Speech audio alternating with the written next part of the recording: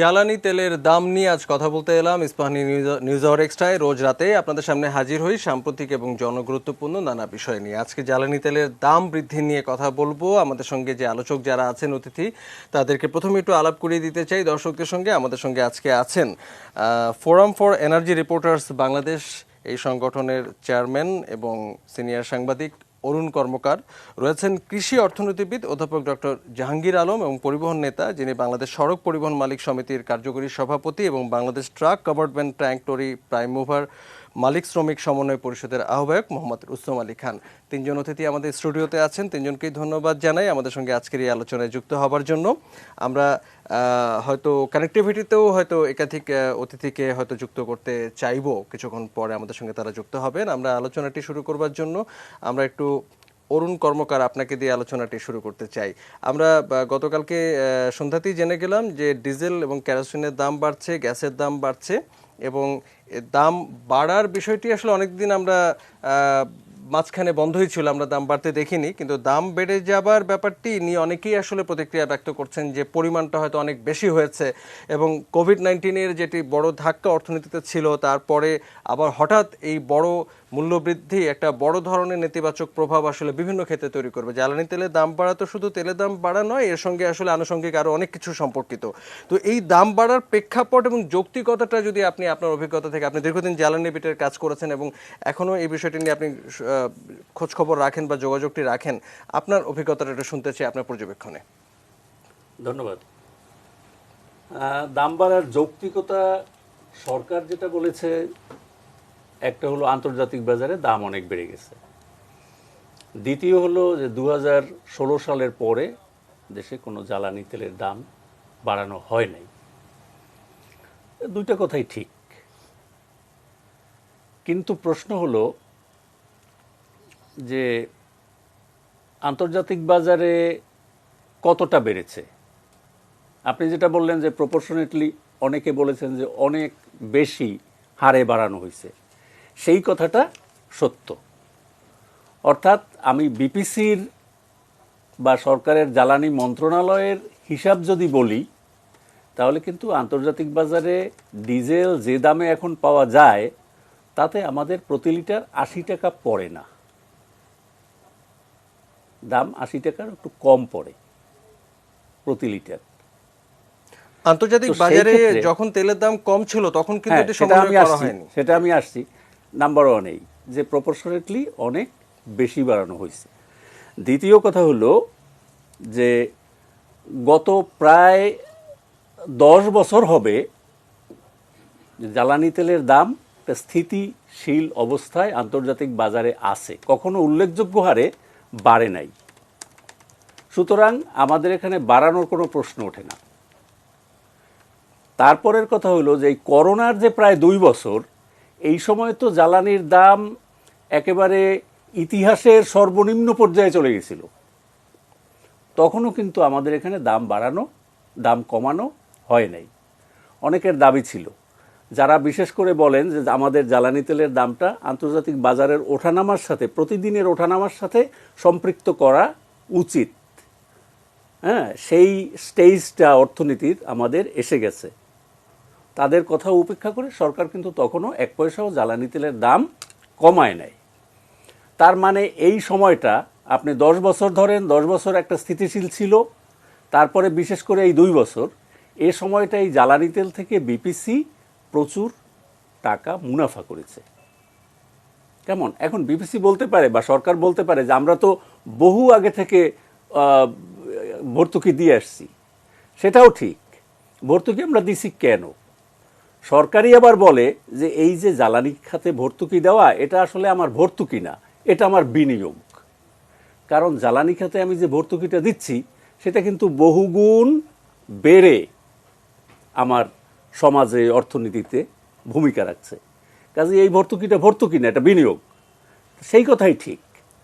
কাজেই আপনি এই পরিস্থিতিতে, বিশেষ করে করোনার, এখন জ্বালানি তেলের দামটা বাড়লো কেন? বাড়লো তো করোনার কারণে সব স্থবির ছিল, এখন সব একসাথে সারা দুনিয়াতে কর্মকাণ্ড শুরু হয়েছে, সো একটু বেশি বেড়ে গেছে। এইটা যে স্থায়ী হবে তা না, কিন্তু যারা জ্বালানি সংশ্লিষ্ট আন্তর্জাতিক গবেষক বিশেষজ্ঞ তাদের পূর্বাভাস হলো যে 2022 সাল পুরোটাই হয়তো লাগবে এই জায়গাটা থেকে নিচে নেমে আসতে, অর্থাৎ 2022 সাল পুরোটাই দামটা বেশিই থাকবে। কিন্তু আমাদেরও তো করোনার একটা অর্থনীতিতে বড় ধাক্কা গেছে সবার মতো। সুতরাং আমরা যেহেতু গত 10 বছর আমাদের কোনো লোকসান এই খাতে হয় নাই, গত 2 বছরে আমরা বিপুল পরিমাণে লাভ করছি, মুনাফা করছি, জ্বালানি তেলের দাম। সেটা আসলে সরকার বলছে যে অতীতের ভর্তুকির লোকসানটা কিছুটা পুষিয়ে নেয়া। না, সেটা পোষানো, সেটা তো আপনার 10 বছর গেল, তারপরে এই 2 বছর গেল। এখন যদি একটা হঠাৎ করে বেড়ে যায় বিশেষ একটা পরিস্থিতির কারণে, সেটা আরো 6 মাস আপনি অন্তত দেখতে পারতেন। এটা দরকার ছিল না, বিপিসির টাকা আছে এটা দেওয়ার মতো। আরো 6 মাস আপনি অর্থনীতিকে, কৃষিকে, এই যে জ্বালানি সম্পৃক্ত পরিবহনকে আপনি আরেকটু সময়টা দিতে পারতেন। এখনই দামটা বাড়ানো এবং এতটা বাড়ানো অনিবার্য ছিল না, এটা আমার পর্যবেক্ষণ। আপনি বলছিলেন যে আন্তর্জাতিক বাজারের সঙ্গে সমন্বয়ের যে কথাটি আসলে বলা হচ্ছে তাতে আসলে 80 টাকা হওয়া উচিত নয়। সেক্ষেত্রে আসলে সরকার মানে আগে ভর্তুকি দিয়েছে, এখন কি এখান থেকে লাভ করতে চাইছে বা অর্থনীতিতে এটা বিপুল লাভ তো অনেক দিন ধরে করছি।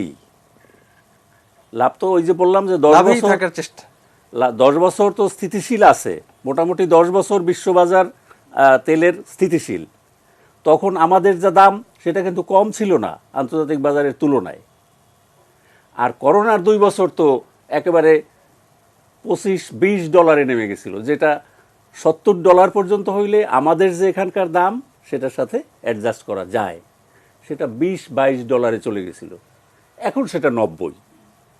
তো 70 পর্যন্ত তো দাম আমার বাধা আছে। $70 হইলে আমার এই দামে চলবে, আমার 65 টাকায় ডিজেল কেরোসিন। এখন 90 হয়েছে।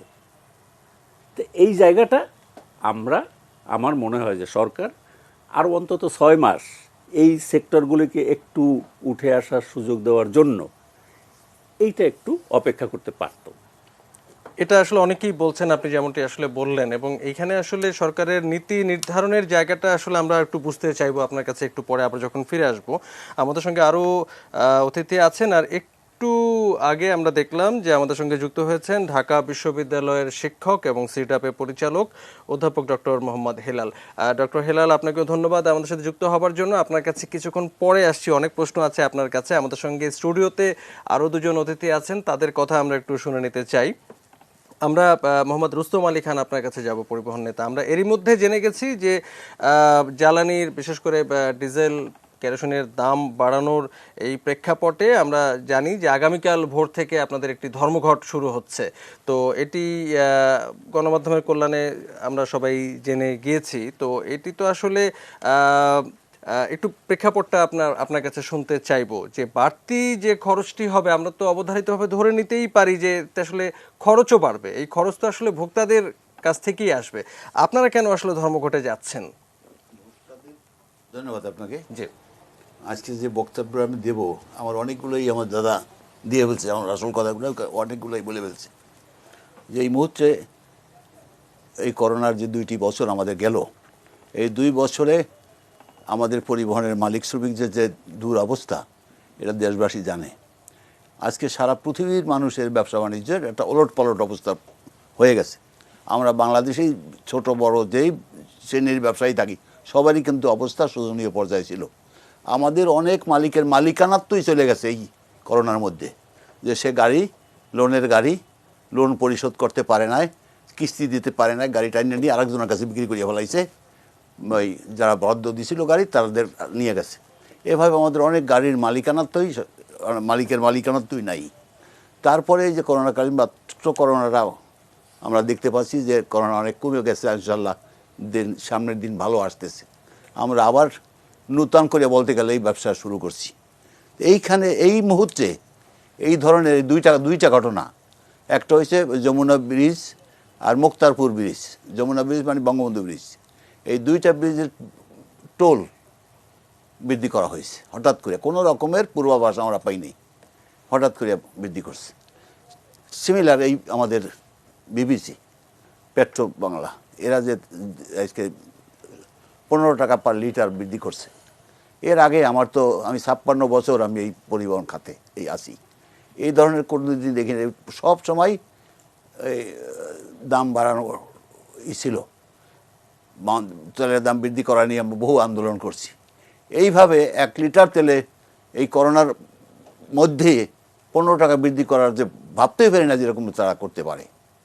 তো যে কথাটা দাদা বললেন যে এই সময় যে পরিস্থিতি দেশের, করোনায় মানুষের অর্থনৈতিক যে অবস্থা, এই অবস্থায় এবং দেশের যে আমাদের সার্বিক অর্থনীতির যে পরিস্থিতি, এই সেক্টরের পেট্রোবাংলার যে অর্থনৈতিক অবস্থা, তাতে এক্ষুনি এই যে বৃদ্ধি করার অবস্থা ছিল না, না বাড়ালেও চলতো।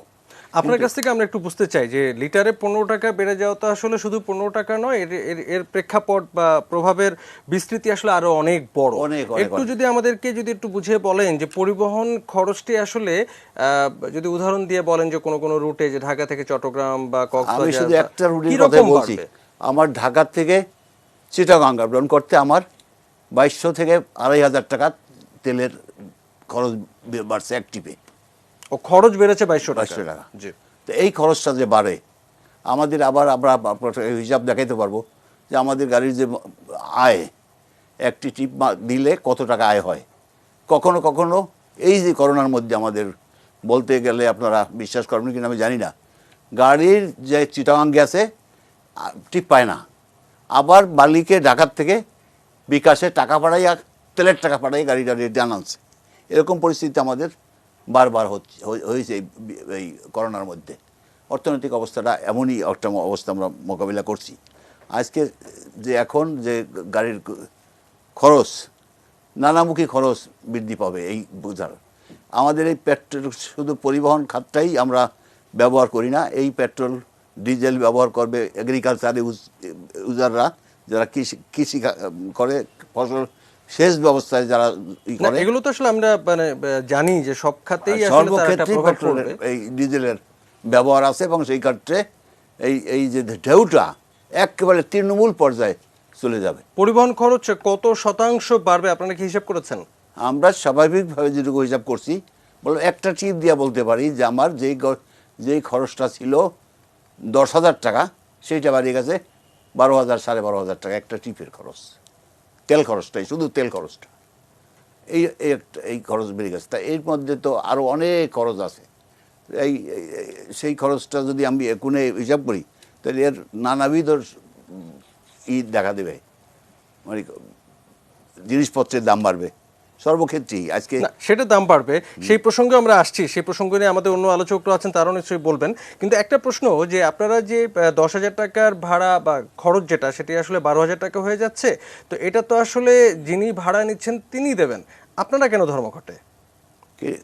ভাড়া দেবে মানে ভাড়াটা তো আসলে মানে আগে যিনি হয়তো ট্রাক ভাড়া করলেন বা পরিবহনের জন্য যিনি ভাড়া করলেন, তার হয়তো আগে 10,000 টাকা খরচ হতো, এখন 12,000 টাকা খরচ হবে, তো খরচটা তো আসলে তার উপরে গিয়ে বর্তাচ্ছে। আপনারা কেন ধর্মঘটে গেলেন? না, খরচটা কিন্তু আমাকে তো খরচ করতে হচ্ছে।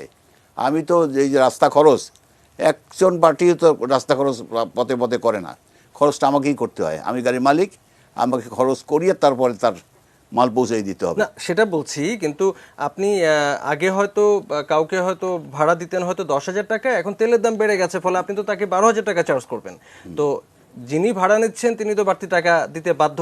আমি আজকে আমার যেমন এই যে গার্মেন্টস ফ্যাক্টরিগুলোর সাথে আমাদের কন্ট্রাক্ট আছে, 1 বছরের 6 মাস 2 বছরের কন্ট্রাক্ট আছে। সে এখন যে হঠাৎ আমি তার এই দেই, কি বলে, এই বাড়তি ভাড়া বিল করি, সে তো এটা মানবে না। আচ্ছা, বুঝতে পেরেছি। আপনার কাছে আবারও ফিরবো, অনেক কিছু জানার আছে আপনার কাছ থেকে। আমরা একটু অধ্যাপক ডক্টর জাহাঙ্গীর আলম আপনার কাছে আসলে একটু আসতে চাই। আমরা পরিবহন সেক্টরের বিষয় তো বটেই, কিন্তু আমাদের একটা বড় দুশ্চিন্তার কারণ তৈরি হতে যাচ্ছে সম্ভবত কৃষি নিয়ে। কারণ কৃষির শুধু যে পরিবহন সংক্রান্ত যে সম্পর্ক তা নয়, এর সঙ্গে আসলে সেচের একটা বড় যোগ রয়েছে, এবং আরও আনুষঙ্গিক নিশ্চয়ই অনেক খরচ আসলে বাড়বে। আমরা জানি যে কৃষি নিয়ে আমাদের আসলে এমনিতেই অনেক রকম চ্যালেঞ্জ আমরা তো শুনে আসছি বহু বছর ধরে। তার মধ্যে যদি আবার তেলের দাম এই পরিমাণ বাড়ে, কোন কোন খাতে কোন কোন দিকে আপনি আসলে প্রভাব আশু দেখতে পাচ্ছেন? দেখুন, এবারে যে তেলের দামটা বাড়লো, এটা মনে হয় যে যখন অর্থনীতিটার উত্থান পর্ব চলছে, 2 বছর ধরে আমরা করোনার অভিঘাত মোকাবেলা করছি, তারপরে এটা স্বাভাবিকভাবেই মানুষের কষ্ট বাড়াবে, সাধারণ মানুষের কষ্ট বাড়াবে। আর যারা কৃষক, তাদের উৎপাদন খরচ বাড়বে। বিশেষ করে সামনে তো শীতকালীন ফসল উঠবে। শীতকালীন ফসলে পানি সেচের প্রয়োজন বেশি হয়, এবং এখনও কিন্তু খুব বড় একটা অংশ জুড়ে আছে যে ডিজেলের মাধ্যমে পানি সেচ দেয়া হয়। কাজেই এখানে মানুষের কৃষকের উৎপাদন খরচ বাড়বে। তারপরে এরপরই আসতেছে বোরো সিজন, এবং বোরো সিজনে খুব বেশি পরিমাণে সেচের দরকার হয়।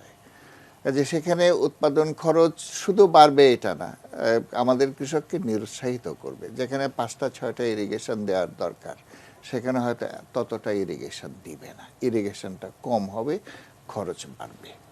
তো তাতে করে একদিকে যেমনিভাবে উৎপাদনে নিরুৎসাহিত হবে, আবার অন্যদিকে উৎপাদনের খরচ বাড়বে, এবং সেভাবে যদি উৎপাদিত পণ্যের মূল্য না পায়, তাহলে তার লোকসান হবে।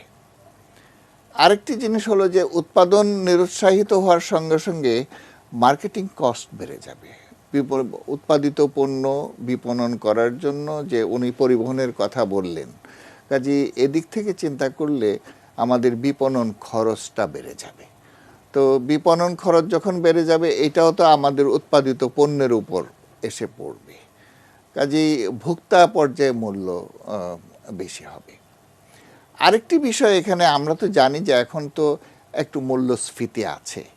আমাদের চাল, ডাল, তেল, তারপর লবণ, চিনি, সব কিছুতেই অনেক দাম অনেক বেড়ে গেছে, এবং আমরা এখানে অনেক বেশি আমাদের ঘাটতি আছে। তো এখানে আরও দাম বৃদ্ধির একটা অজুহাত খুঁজে পাওয়া যাবে।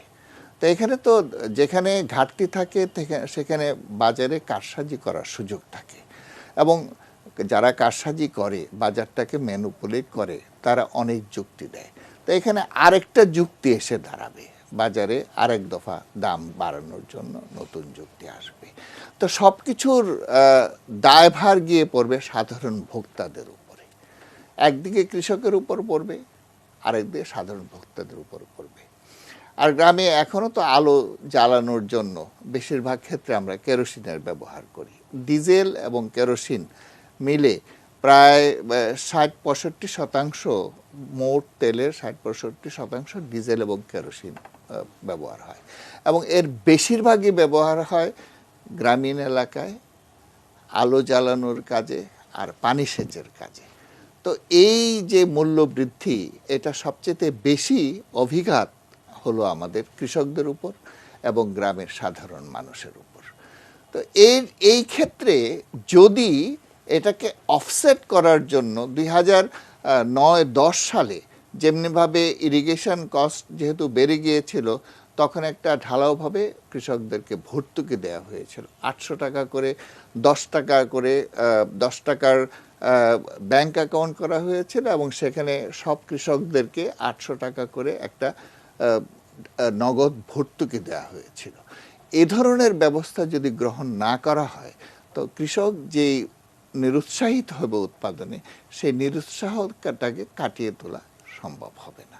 কাজেই যখনই দাম বেড়ে যায়, তখন সেই মূল্য বৃদ্ধিটাকে করার জন্য, ঠেকানোর জন্য এবং কৃষককে উৎসাহিত রাখার জন্য ভর্তুকি দেওয়ার প্রয়োজন হতো। আমি এই কথা বলছি না যে সবাইকে ভর্তুকি দিতে হবে, সব এটা আমি বলছি না, কিন্তু কৃষকদের জন্য যারা ইরিগেশন, সব কৃষকই ইরিগেশনটা ব্যবহার করে, এবং সামনে ইরিগেশনের বড় মৌসুম হলো সামনে, এবং এই পর্যায়ে আমরা হয়তো আরও কিছুদিন অপেক্ষা করতে পারতাম। মানুষ করোনার অভিঘাত থেকে সামলে নিচ্ছে, অর্থনীতিটাকে জাগিয়ে তুলছে, ঠিক এই সময়ে না করে কিছুদিন পরেও যদি হতো, তাহলেও হয়তো ভালো হতে পারত।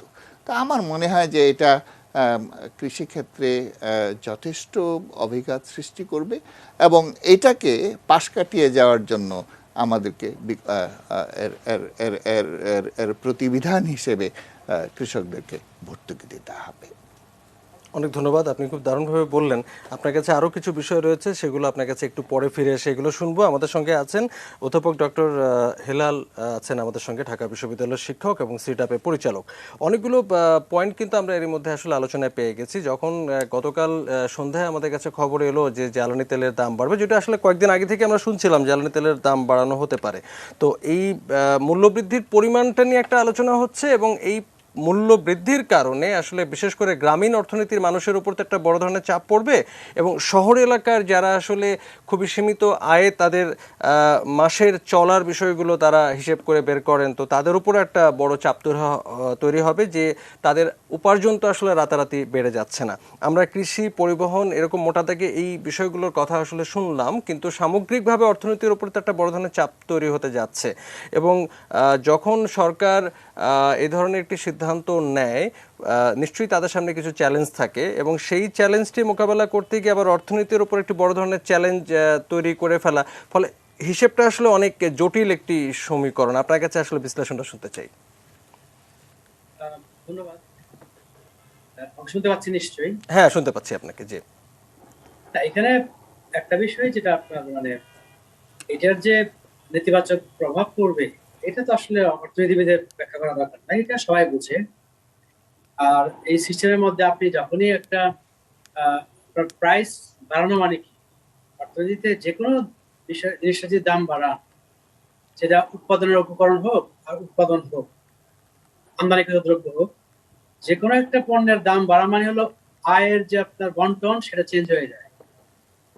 দাম যদি বাড়ে তাহলে আপনার যারা রিসিভ করছে সেই রিসিভিং এন্ডে তাদের আপনার সুবিধা হয়, তাদের দিকটা বেড়ে যায়, এবং যারা কিনা সে দামটা পে করবে তাদের উপরে আপনার একটা নেতিবাচক প্রভাব পড়বে। এটা হলো আপনার ইমিডিয়েট। এরপরে আপনার যেটা হলো, যে কথাটা আসছে যে আপনারা যে বারবার যে প্রশ্নটা করছিলেন যে পরিবহনের ক্ষেত্রে, যে আপনারা তো আলটিমেটলি ওই ভাড়া বাড়িয়ে দিয়ে আপনারা পুষিয়ে নিবেন, তাহলে এখন আপনারা ধর্মঘট করছেন কেন, তাই না? আপনাদের প্রটেস্ট কেন? একটা বিষয় হলো আপনার যে ওই যে ট্রান্সমিশন, যেটুকু বাড়লো এটা তো ট্রান্সমিট করে আমি দিয়ে দিব যারা এন্ড ইউজার তাদের উপরে, কিন্তু সেই ট্রান্সমিশনটারও সময় লাগে। ইমিডিয়েটলি দেখা যাচ্ছে তারা ট্রান্সমিট করতে পারবে না। যেমন যেটা আপনার পরিবহন যে লিডার উনি বললেন যে আমার যে কন্ট্রাক্টগুলি বা যে চুক্তিগুলি আছে একটু দীর্ঘমেয়াদে বা মধ্যমেয়াদী, সেগুলো তো আমি চাইলে এখন আমি এগুলো চেঞ্জ করতে পারবো না। সেটা একটা বিষয়। আরেকটা বিষয় হলো যে এই যে ওনারা যে চেঞ্জ করবেন, এখন উনি কিন্তু বলেছেন যে এখানে আপনার আমার 2000 বা 2200 টাকা আমার বাড়বে, খরচ বাড়বে তেলের দিক থেকে। পাশাপাশি এটাও বলেছেন যে আরো নানাবিধ আপনার দেখা যাচ্ছে কি মানে খরচ বেড়েছে, তার মানে যখন সমন্বয় করবে তখন তার পুরোটা মিলিয়ে করবে। এখন আমি যদি একটা উদাহরণ দেই, যে আমি যদি 100 টাকা যদি আমি ভাড়া নেই, একজন আপনার যেখানে আপনার ঢাকা থেকে আপনার কোনো একটা গন্তব্যে যাবে, এবং আমি যদি ধরে নিই যে 100 টাকা ভাড়ার মধ্যে 20 টাকা আমার জ্বালানি, একটা উদাহরণ, এই 20 টাকা জ্বালানি যদি আপনার আমার হয় যে এটা 23 টাকা হয়ে যায়, তাহলে আমার ভাড়া কত বাড়া উচিত? 3 টাকা যে আপনার জ্বালানির বাড়লো, সেই হিসাবে 100 টাকার জায়গায় ভাড়া 103 টাকা হওয়া উচিত। কিন্তু আমরা প্রত্যেকবার দেখি যখন সমন্বয়টা হয়, তখন কিন্তু যেটুকু আপনার ভাড়া বাড়লে ওই অতিরিক্ত খরচটা আপনার উঠে আসবে, ততটুকু কিন্তু বাড়ানো হয় না, অ্যাডজাস্টমেন্টটাও একটু বেশি হয়। এখন এটা আপনার মানে আমরা যেটা বলি যে যদি একটা পারফেক্টলি, হ্যাঁ, একটা আপনার প্রতিযোগিতামূলক একটা বাজার থাকে যে কোনো সেক্টরে, তখন আপনি দেখবেন যে যেটুকু উপকরণের দাম বাড়ে, যেটুকু খরচ বাড়ে, হয়তো তার কাছাকাছি আপনার যারা এন্ড ইউজার তাদের উপরে যায়। কিন্তু আমাদের এখানে কিন্তু অনেক ইমপারফেকশনস আছে। তা আপনি শুরুতে যে জায়গায় শুরু করছিলেন, আমি সেই জায়গায় আবার আসি। সেটা হলো গভর্নমেন্ট তার একটা ব্যবস্থাপনা আছে, ফিসক্যাল বলেন, ফিসক্যাল যে ম্যানেজমেন্ট, তাহলে গভর্নমেন্ট এজ এন এন্টিটি তার একটা ব্যবস্থাপনা, সেখানে তার একটা প্রেশারের ব্যাপার আছে। অন্যদিকে আপনার ধরেন প্রত্যেকটা হাউস হোল্ডের একটা ব্যবস্থাপনা আছে, যারা কিনা আপনার এই যে আপনার এন্টারপ্রাইজ যেগুলো আছে তাদের ব্যবস্থাপনা আছে। আপনি কৃষি যদি বলেন উৎপাদন, কৃষি উৎপাদন, তাহলে একটা কৃষকের উৎপাদনের ক্ষেত্রে ব্যবস্থাপনা আছে। তাহলে প্রত্যেকটা জায়গায় কিন্তু আলাদা আলাদা হিসাব। এখন গভর্নমেন্টের একটা ডেসপারেশন অবশ্যই আছে, আমি যা মনে করি। খালি পেট্রো বাংলার টাকা আছে এভাবে বললে হবে না, কারণ একটা ডেসপারেশন এই জন্য আছে যে গভর্নমেন্ট অনেক ক্ষেত্রে যেটা হয় যে এই যে করোনার সময় আপনার গভর্নমেন্টের রেভিনিউ কালেকশন যেটা, সেটা তো চাপের মুখে পড়েছে, এবং যাদের কাছ থেকে গভর্নমেন্ট আপনার রেভিনিউ কালেক্ট করবে তাদের একটা বড় অংশই কিন্তু আপনার প্রণোদনার যে আপনার মানে টাকা, সেটা দিতে গিয়ে কিন্তু গভর্নমেন্টের উপর চাপ পড়েছে। তো সেই জায়গাটাই গভর্নমেন্ট কখনোই বলবে না যে দেখো আমি প্রচন্ড চাপে আছি, আমি পাচ্ছি না। কিন্তু গভর্নমেন্টের পলিসি দিয়ে আমরা বুঝতে পারবো যে গভর্নমেন্টের চাপটা কোথায়। এখন আমি মনে করি যে এই যে সময়টা, এটা একটা ভালো সময় না এই ধরনের সমন্বয় এবং এই পরিমাণে সমন্বয় করা। এবং যে যে ব্যাপারটা হয়তো কেউ বলতে পারে যে আমার ইন্ডিয়ার সাথে অনেক বেশি পার্থক্য হয়ে যাচ্ছে দামে, তাহলে আমার কি আবার ইন্ডিয়ার দিকে চোরাচালান হয়ে যায় কিনা, মানে কোনো কিছু আপনার কোনো যুক্তি আপনার এখন এই মুহূর্তে এই করোনা তো আমাদের শেষ হয় না, আবার আমাদের মাননীয় প্রধানমন্ত্রী বলেছেন যে শীতের দিকে একটা ধাক্কা আসতে পারে, এবং আমরা দেখতে পাচ্ছি বৈশ্বিক ভাবে আবার দেখা যাচ্ছে বিভিন্ন জায়গায় কিন্তু আপনার যাচ্ছে, আবার ঘুরে ঘুরে কিন্তু আসছে এটা। ফলে সেই হিসাবে কিন্তু আমরা পোস্ট করোনা বলতে পারি না, আমরা এখন আমরা করোনার মধ্যে আছি, সেই অনিশ্চয়তা আমাদের আছে। তাহলে যেটুকু আমরা এই সময়টা পেয়েছি যে এই অর্থনৈতিক যে আপনার পুনরুদ্ধার, সেই সময়টার মধ্যে আপনার এই ধরনের প্রাইস বৃদ্ধি আর অবশ্যই একটা বিরাট চাপ তৈরি করবে। এবং অধ্যাপক জাহাঙ্গীর যেটা বললেন যে এটা কিন্তু ট্রু, যে এই যে আপনার এখন যে চাপটা আসতেছে, এই চাপটা কিন্তু আপনার এই সময়টাতে একেবারে আপনার প্রত্যেকের উপরে আপনার বিশেষ করে মার্জিনালাইজ যে গ্রুপ আছে তার জন্য কিন্তু খুব মানে বড় ধরনের চাপ এটা হবে। কারণ এখন কিন্তু আপনার শুধুমাত্র ব্রেক ইভেন থাকে না, আগে যে ক্ষতিটা হয়েছে আপনি খেয়াল করে দেখবেন যে এই 15,000 টাকা কিন্তু ক্ষতিপূরণ না। 15,000 টাকাটা ছিল ক্ষতি যা হয়েছে, মানে ক্ষতিটা থাকার পরে তারা যেন বন্ধ না হয়ে যায়, তারা যেন শ্রমিকের বেতন দিতে পারে, তারা যেন রান করতে পারে। তার মানে এটা কিন্তু ক্ষতিপূরণ না, সাবসিডিজ একটা লোন দেওয়া হয়েছে। তার মানে যা ক্ষতি হয়েছে এখন একটা জায়গায় ব্রেক ইভেনে গিয়ে আরেকটু অপারেশন ভালো করে আরেকটু প্রফিট বেশি করে আগের থেকে পোষাইতে হবে। সে জায়গায় যদি আরেকটা ধাক্কা চলে আসে, এবং এটা কিন্তু আপনার এমন একটা আপনার পণ্যের উপরে করা হয়েছে, হ্যাঁ, যেটা কিনা সবকিছুকে প্রভাবিত করবে। এবং আপনি বলছেন যে কৃষক, শুধু কৃষক না, শুধু পরিবহন না, এই আরবান সোসাইটিতে আমরা যারা বাস করছি, আমরা যারা মধ্যবিত্ত নিম্ন মধ্যবিত্ত আছি, আমরাও ইকুয়ালি এফেক্টেড হব। আমার উৎপাদনের খরচ যদি বেড়ে যায় তাহলে কোনো না কোনো ভাবে দাম বাড়বেই, কারণ কৃষককে যদি আপনার উৎপাদন রাখতে হয় তাহলে আমার আলটিমেটলি দাম বাড়বে। তো দাম যদি বেড়ে যায় তাহলে এখানে ইমিডিয়েটলি হয়তো কৃষকের উপর প্রভাব পড়বে, আলটিমেটলি আপনার এন্ড ইউজার যারা আপনার ভোক্তার উপরে আসবে, ভোক্তার উপরে আসলে আপনার এই ভোক্তা কিন্তু আপনার এই চাপের মধ্যে আরেকটা চাপ নিতে হবে। আমি মনে করি যে টাইমিংটা অবশ্যই। ডক্টর হেলাল, আপনাকে আমরা একটু থামাচ্ছি, বিরতির পর ফিরে এসে আমরা আলোচনাটি এগিয়ে নেব, নিশ্চয়ই সঙ্গে থাকবেন।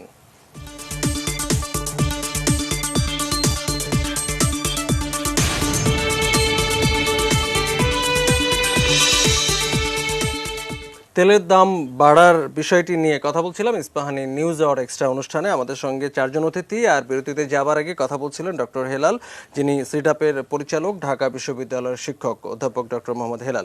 আপনি তখন কথা বলছিলেন, আপনাকে একটু থামিয়েছিলাম। আমরা আসলে ব্যাপারটি বুঝতে চাই যে আসলে তেলের দাম সমন্বয় করার জন্য তেলের দাম বাড়িয়ে হয়তো কিছুটা চাপ মুক্তির বিষয় ঘটলো বটে, কিন্তু এর ফলে অর্থনীতির মধ্যে যে বিপুল আরেকটি চাপ তৈরি হবে, সেই চাপটি সামলানোর দায় তো আসলে সরকারের। তাহলে আসলে ভারসাম্য রক্ষার যে বিষয়টি এ ধরনের নীতি নির্ধারণের ক্ষেত্রে, সেটি আসলে কিভাবে সংগঠিত হচ্ছে?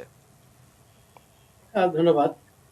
একটা তো আপনার এটার যে অভিজ্ঞতা থাকবে সেটা গভর্নমেন্টও জানে, এবং জানার পরে দেখা গেছে আপনি যদি দেখেন যে আমি মাঝে মধ্যে বলি যে আপনি যদি 71 থেকে গভর্নমেন্টের পলিসি দেখেন, প্রত্যেকটা গভর্নমেন্টের পলিসি দেখেন, সেখানে দেখবেন যে গড়ে কিন্তু আপনার 6-7% আপনার দেখবেন এই মূল্যস্ফীতি, যেটা ইনফ্লেশন। হ্যাঁ, এখন অর্থনৈতিক প্রবৃদ্ধির জন্য আমরা হয়তো ইনফ্লেশনটাকে রাখি, এখনো আপনার সরকারের যে পলিসি সেখানে আপনার দেখবেন যে 5% উপরে আপনার ইনফ্লেশন মানে গভর্নমেন্ট হিসাবে আছে।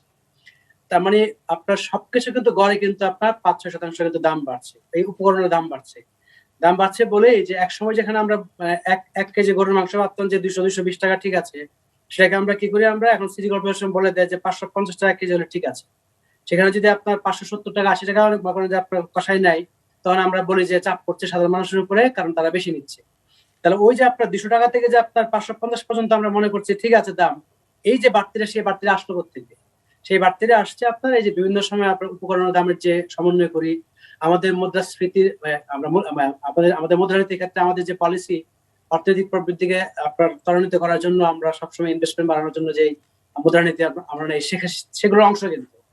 ফলে সেখান থেকে কিন্তু আপনার এই আপনার এই যে ওভারঅল দাম স্তর, যেটা দামের লেভেল বাড়ার যে বিষয়টা, সেখান থেকে আসছে। এবং আপনি দেখবেন যে এই যে দাম স্তরটা অনেক উপরে বলেই, যেখানে আপনার সাধারণ মানুষ এর সাথে আপনার পেরে উঠছে না ইনকাম দিয়ে, সেখানে যখন আরো দাম বেড়ে যায় তখন আপনার প্রবলেম হয়। আদারওয়াইজ যদি দাম স্তর আরো নিচে থাকতো তাহলে কিন্তু একটুখানি ফ্লাকচুয়েশন হলে কোনো সমস্যা হতো না। তো সেই জায়গাটাই আপনার দেখা যাচ্ছে যে এই এত সব মানে বৃদ্ধির পরে যখন হঠাৎ করে এই যে আপনার ইয়েটা আসছে আপনার, এটা 15 টাকা বেড়েছে, এটা একটু বেশি হয়ে গেছে। 65 থেকে 15 কিন্তু আপনি যদি পার্সেন্টেজ চিন্তা করেন অনেক বেশি হয়ে গেছে। তো সেখানে একটা টাইমিং বললাম, একটা যে পরিমাণটা আমার মনে হয় যে এতটা না করে আর একটু গ্রাজুয়াল করা যায় কিনা। আবার অনেক সময় এরকমও থাকে যে আমি একটা চেঞ্জ করার পরে আমরা জানি যে বিভিন্ন বিভিন্ন সেক্টর থেকে বিভিন্ন দাবি আসবে যে এটাকে উজ্জ্বল করার বা কমানোর, তখন খানিকটা সমন্বয় হয়।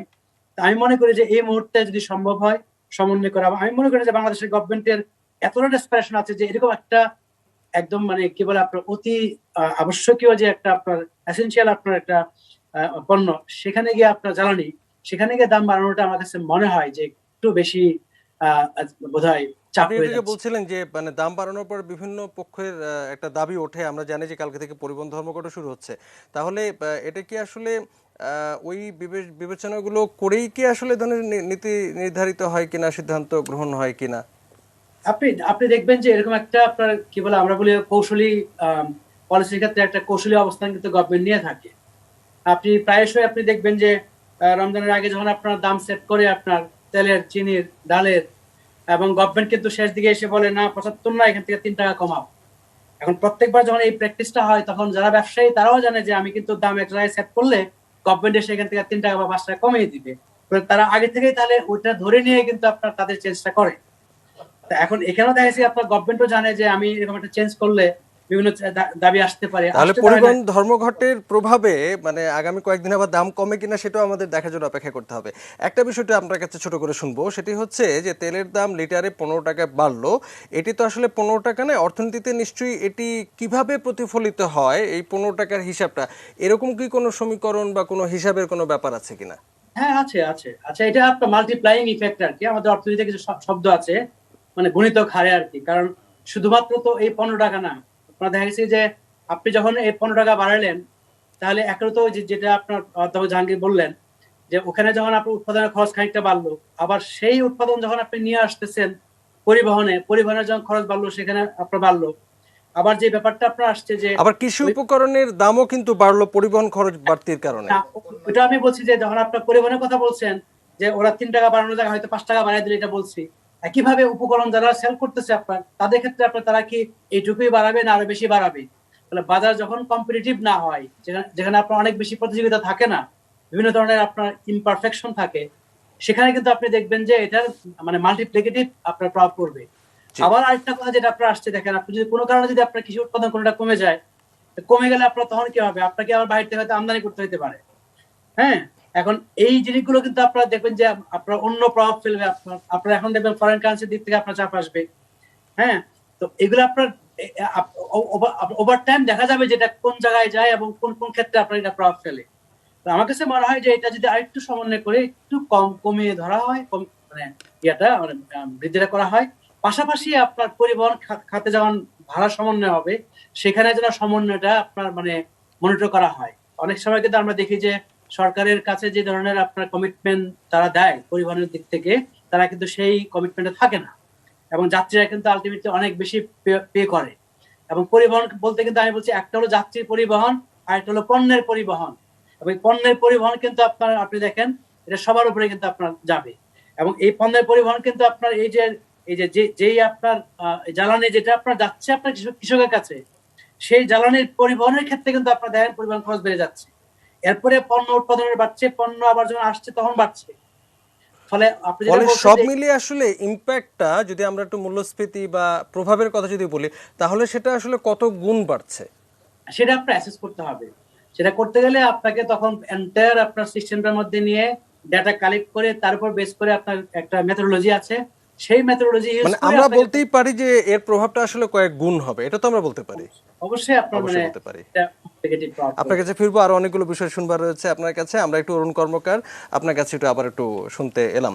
আমরা বিশ্বজুড়ে তেলের উৎপাদন সরবরাহ এটার তো একটি ধারাবাহিকতা রয়েছে, এবং আগামী 6 মাস পরে 1 বছর পরে একটা পূর্বাভাস শুধু নিশ্চয়ই থাকে যে তেলের দাম বাড়বে না কমবে। তো সবগুলো প্যারামিটারকে বিবেচনায় রেখে বাংলাদেশের এই মুহূর্তে তেলের চাহিদা, 6 মাস পরে বা 1 বছর পরের তেলের চাহিদা এবং অর্থনীতির চাকা আসলে কোথায় থাকবে, তখন কোন গতিতে থাকবে, সবগুলো বিষয়কে বিবেচনায় রেখে আমরা যদি এখনকার এই 15 টাকা বাড়ানোর বিষয়টাকে যদি একটু যৌক্তিকতা যদি খুঁজতে চাই, তাহলে সেটা আপনি আগেই বলেছেন যে এটা আর্লি হয়ে গেছে, কিন্তু সরকারের উপর যেহেতু একটা অর্থনীতির একটা বড় চাপ রয়েছে, ফলে সরকারকে হয়তো এই ধরনের সিদ্ধান্ত নিতেই হতো। কিন্তু সেখানে আসলে সমন্বয়ের জায়গাগুলো আসলে কোথায় কোথায় হতে পারতো বা এখনো সুযোগ রয়েছে? ধন্যবাদ।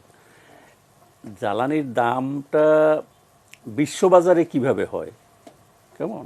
জ্বালানি কিন্তু একটা, এটাকে বলা হয় স্ট্র্যাটেজিক কমোডিটি, একটা কৌশলগত পণ্য। এই পণ্যটা রাজনীতির কারণে খুব এফেক্টিভলি ব্যবহার হয়। হ্যাঁ, এটা আপনি রাশিয়া আমেরিকা চায়নার দ্বন্দ্ব থেকে শুরু করে প্যালেস্টাইন ইসরায়েল, কেমন, ভারত চীন, এই যত রকমের কনফ্লিক্ট আছে, এই কনফ্লিক্টগুলোকে পর্যন্ত এই জ্বালানি প্রভাবিত করে। জ্বালানি নিয়ে একটা বড় রাজনীতি আছে। সাধারণভাবে তো ডিমান্ড সাপ্লাই, পৃথিবীতে কত চাহিদা আছে, কোন দেশের কত চাহিদা আছে, জ্বালানি সমৃদ্ধ দেশগুলো সেই অনুযায়ী উৎপাদন করে। কখনো কখনো দেখবেন তারা উৎপাদন কমায়, কেমন, তখন দাম বাড়ে। এখন যেটা হয়েছে, এখন রাজনীতির চাইতে ডিমান্ড সাপ্লাইয়ের ব্যাপারটাই বেশি হয়ে গেছে। এখন সারা দুনিয়াতে অর্থনৈতিক কার্যক্রম করোনা একটু কমার পরে এখন যেভাবে শুরু হয়েছে, তাতে সবাই একেবারে জ্বালানি আগ্রাসী হয়ে পড়ছে, বড় বড় অর্থনীতিগুলো। এমন এশিয়ায় বিশেষ করে চায়না, ইন্ডিয়া, সেই কারণে এটা ডিমান্ড অনেক বেশি। তো ডিমান্ড অনেক বেশি হইলে তখন স্বাভাবিক যারা উৎপাদনকারী তারা দাম বাড়ায়। কেমন, তো দাম বাড়লো। এখন দাম বাড়ার পরে আমরা একটু আগে আপনি বলছিলেন যে 2022-এর পুরোটা জুড়ে হয়তো দাম একটু বাড়তির দিকে হয়তো সেরকম থাকবে। পূর্বাভাস আছে, হ্যাঁ, কিন্তু তো এটা সেক্ষেত্রে যে আসলে এখন বাংলাদেশের- ধরেন এখন $90 আছে সাপোজ এক ব্যারেল, এটা যে শুধু বাড়তেই থাকবে এই 2022 সাল ধরে তা কিন্তু না। এখানেই হতে স্থির থাকবে। মেবি এখানেই স্থির থাকতে পারে, কিছু বাড়তে পারে, কিছু কমতেও পারে। তবে দামটা আমরা যে পর্যায়টাকে স্বাভাবিক ধরা হয় সেখান থেকে একটু বাড়তি 2022 সাল পর্যন্ত থাকবে, কারণ এই ইকোনমিক অ্যাক্টিভিটিসটাকে একটু স্টেবল হইতে দিতে এই সময়টা লাগবে বলে ওনাদের পূর্বাভাস। কেমন, আমরা যেটা সাধারণভাবে আমরা করতে পারি, এটার মধ্যে তো অনেক অনেক কিছু বিষয় আছে। সাধারণভাবে আমাদের যেটা সমন্বয় করা যেত সেটা হলো যে আমরা অন্তত এই যে শীতের মৌসুমটা, এ সময় তো একটা বড় কৃষির কর্মকাণ্ড থাকে, কেমন, এই সময়টাকে আমরা অন্তত কৃষির একটা মৌসুমকে আমরা ক্রস করে তারপরে যেতে পারতাম।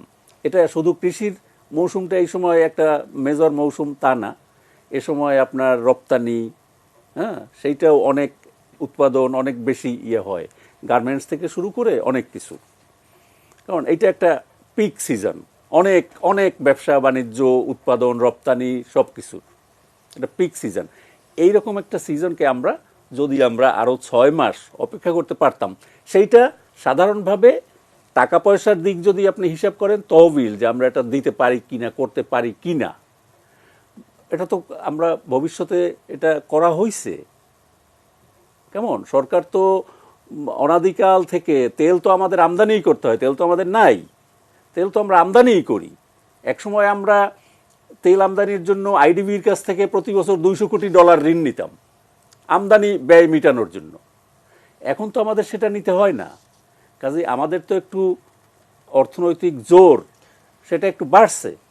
এবং এই সময় যেটা আমি বললাম যে তেলের দাম গত 10 বছর এবং বিশেষ করে করোনার 2 বছর, এই সময় তেলের দামটা আমরা না কমাইয়া বিপুল অর্থ আমরা সঞ্চয় করছি। যেটা হয়তো এখন একটু কাজে লাগানো যায়। সেটা কিন্তু ও সময় বলা হয়েছে যে তেলের দাম আবার বাড়তে পারে, তখন আমাদের এটা ব্যবহার করা হবে, ব্যবহার করতে হবে।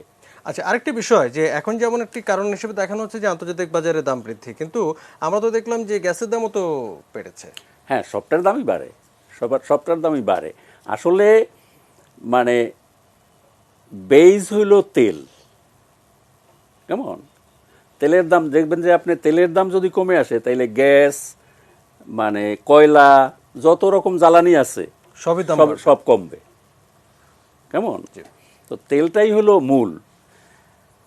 আরেকটা বিষয় হলো আমাদের যে এই যে আমাদের বাড়াইতে হয় এবং সবসময় এই চ্যালেঞ্জের মধ্যে আমরা আছি, এইটার একটা সরকারের একটা নীতিগত দুর্বলতা আছে।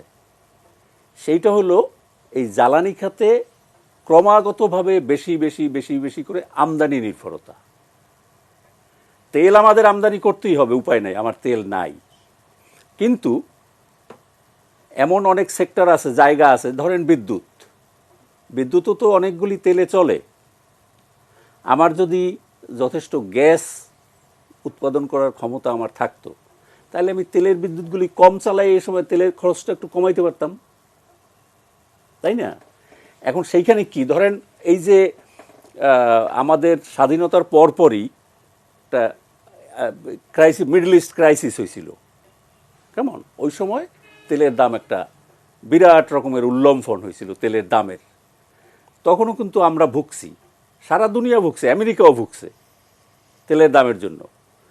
এইখান থেকে বঙ্গবন্ধু কিন্তু ওই সময় একেবারে বিদেশি কোম্পানি ডেকে এনে তেল অনুসন্ধান শুরু করলো। তখন গ্যাসের কোনো কিন্তু বাজার ছিল না, তেমন গ্যাসের কোনো ব্যবহারও তেমন আমরা বোধহয় মজুদ সম্পর্কে জানতামও না অত বেশি। হ্যাঁ, গ্যাসের তো ব্যবহার খুব কম ছিল।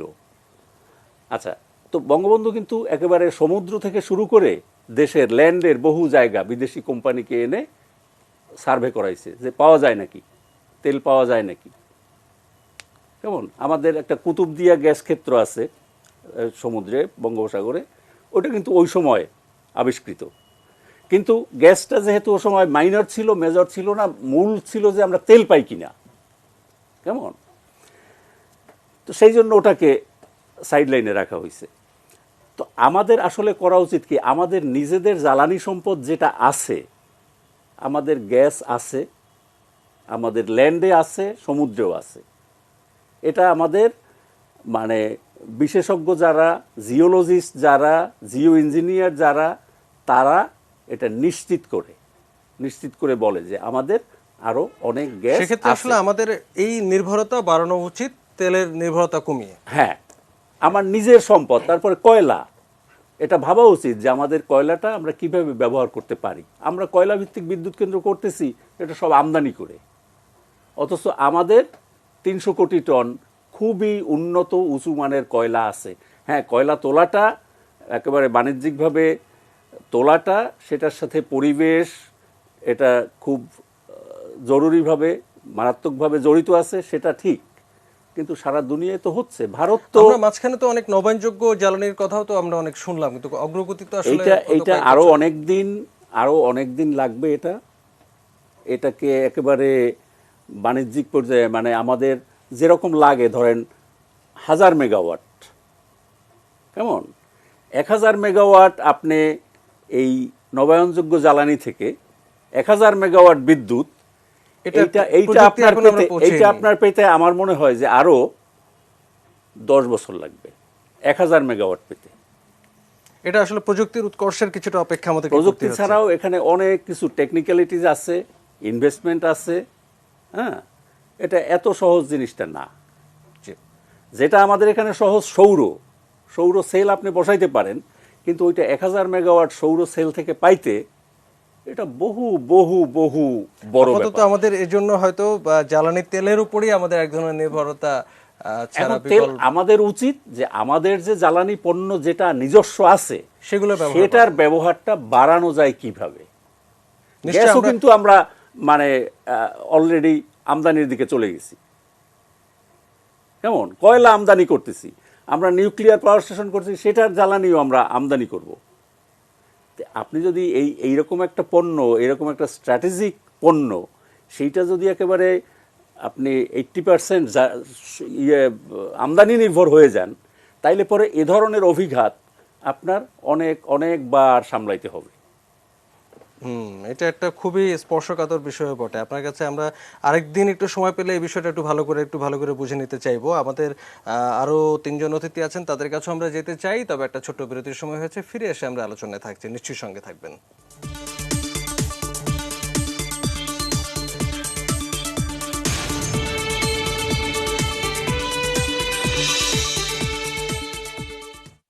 তেলের দাম বৃদ্ধি নিয়ে কথা বলছি ইসমানি নিউজ আওয়ার এক্সট্রায়। এই পর্যায়ে যেতে চাই আবারও মোহাম্মদ রুস্তম আলী খান আপনার কাছে, যে আমরা এই দাম বাড়ার তো নানামুখী প্রভাব নিয়ে আসলে কথা বলছি, সেগুলো তো কিছুটা দীর্ঘমেয়াদী, মধ্যমেয়াদী, কিন্তু তাৎক্ষণিকভাবে আমরা আসলে যেটি দেখছি সেটা হলো পরিবহন খাতের উপর একটা বড় প্রভাব। বিশেষ করে আমরা তো এর মধ্যে গণমাধ্যমেও দেখছিলাম একটু আগে যে মানে যেহেতু ভাড়া নিয়ে এখনো সুনির্দিষ্ট কোনো সিদ্ধান্ত হয়নি, ফলে পরিবহন বন্ধ থাকবে সমঝোতা বা সিদ্ধান্ত হওয়ার আগ পর্যন্ত। আমরা একটা বড় ধরনের জনভোগান্তির একটা শঙ্কা দেখতে পাচ্ছি সামনে।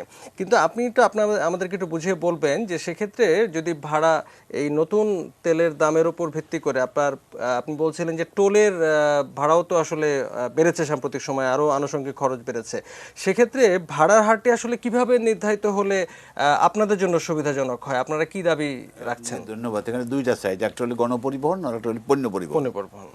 এই যে ভাড়া বৃদ্ধির বিষয়টা এই মুহূর্তে আমরা যেটা বলছি, আমি গণপরিবহনের এই পণ্য পরিবহন পরিবহনের কথা বলছি, এখানে কিন্তু ভাড়া বৃদ্ধির কথাটা নিয়ে আমরা আন্দোলন করতেছি না।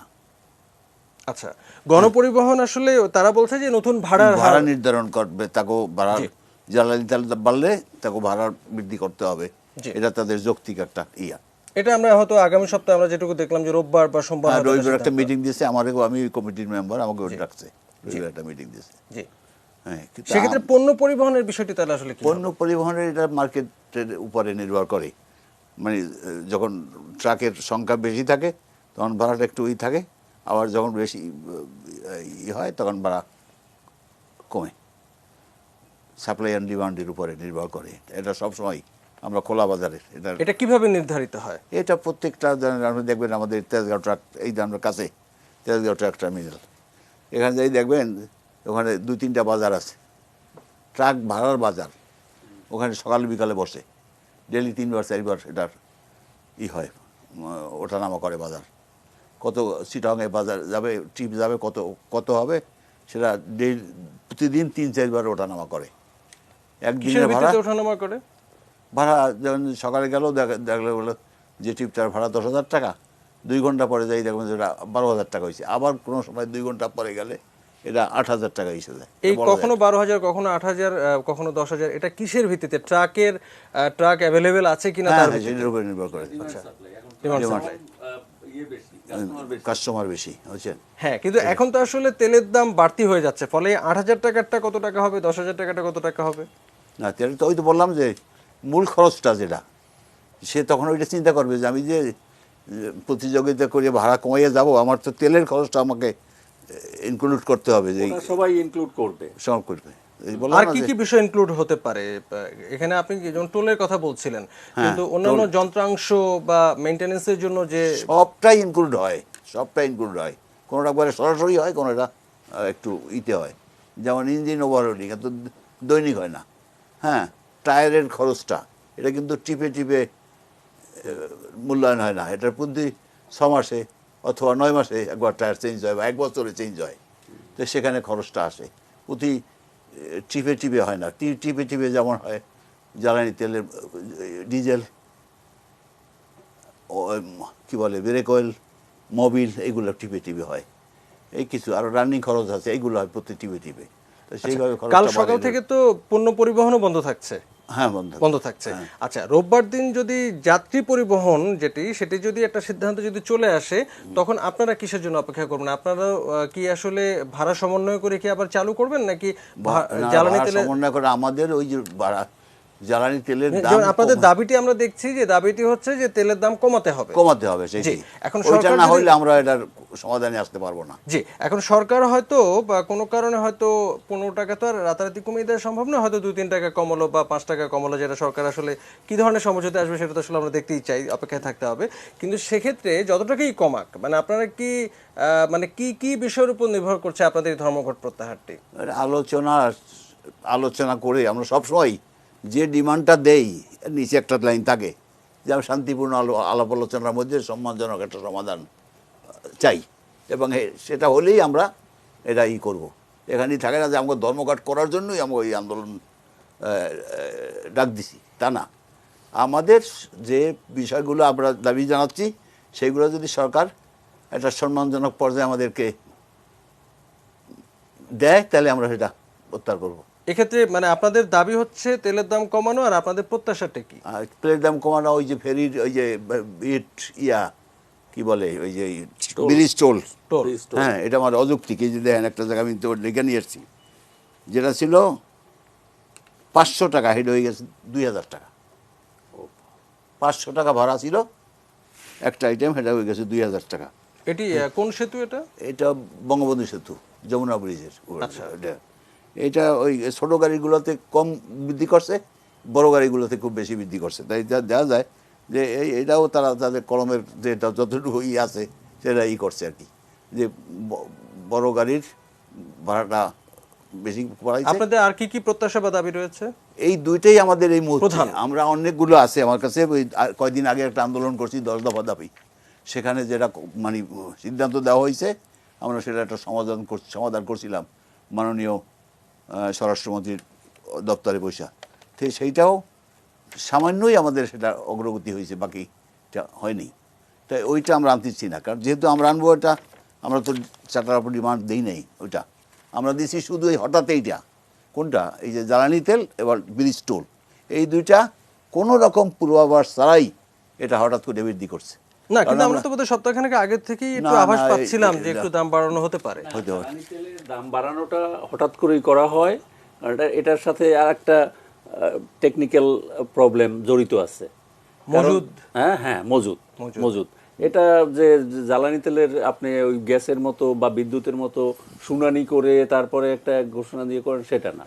এটা এইরকমই হয়ে আসছে। এটা বলা হয় যে জ্বালানি তেলটা তাইলে একটা একদিনের সাপ্লাইটা প্রায় সবটাই মজুদ হয়ে যায়, এবং সেইটা আপনি যদি জানে যে কালকে আমি ঘোষণা করব, তো এই মজুদটা পরে ওই ওই পরের দিন বেশি দামে বিক্রি করে।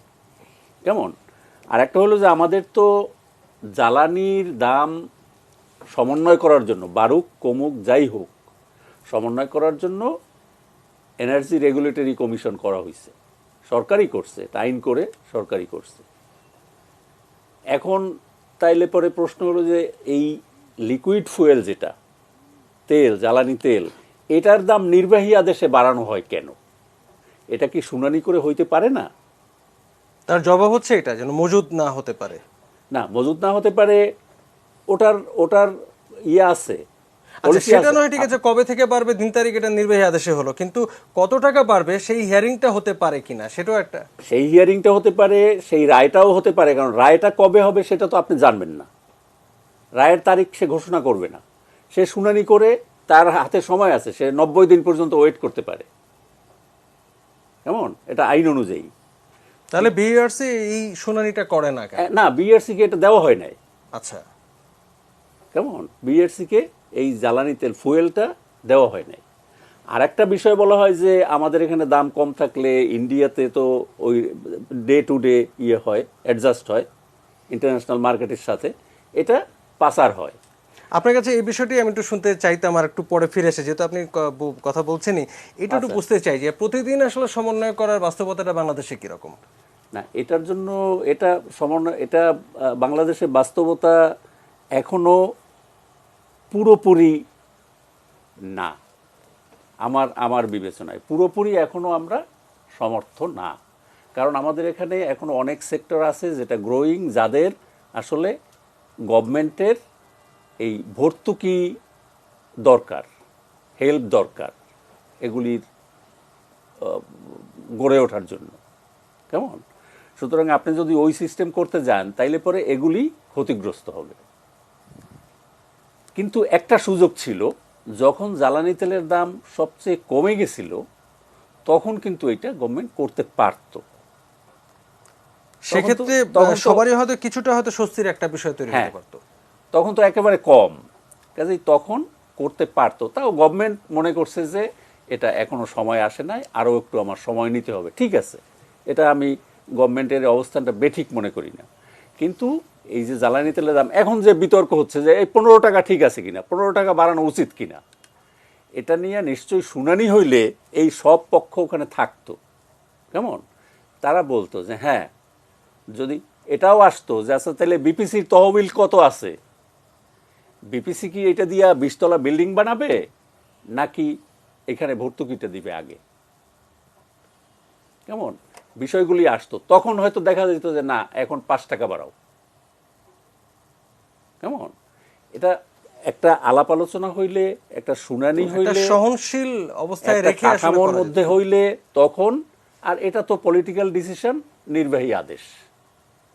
কেমন? যে কারণে আসলে আমরা এত কথার আসলে উদ্রেক হচ্ছে। আমরা একটু আবারও অধ্যাপক ডক্টর জাহাঙ্গীর আলম আপনার কাছে যে বিষয়টি আসলে শুনতে চাই। আপনি তখন আসলে বলছিলেন যে প্রভাব তো আসলে 15 টাকার প্রভাব 15 টাকা থাকবে না, এটি আসলে কয়েক গুণ বর্ধিত হবে। Multiplier effect। এখন কৃষি আমাদের জন্য খুবই স্পর্শকাতর এবং খুবই গুরুত্বপূর্ণ একটি সেক্টর, এবং সেখানে আমরা ভর্তুকি তো আগে থেকেই দিচ্ছি, এবং জ্বালানি তেলের দাম বাড়ার অর্থ হচ্ছে যে কৃষক এবং কৃষি উৎপাদনের ক্ষেত্রে একটা বড় ধরনের প্রভাব পড়তে যাচ্ছে, যার একটা প্রভাব হয়তো আমরা নিত্যপণ্যের বাজারে দেখব।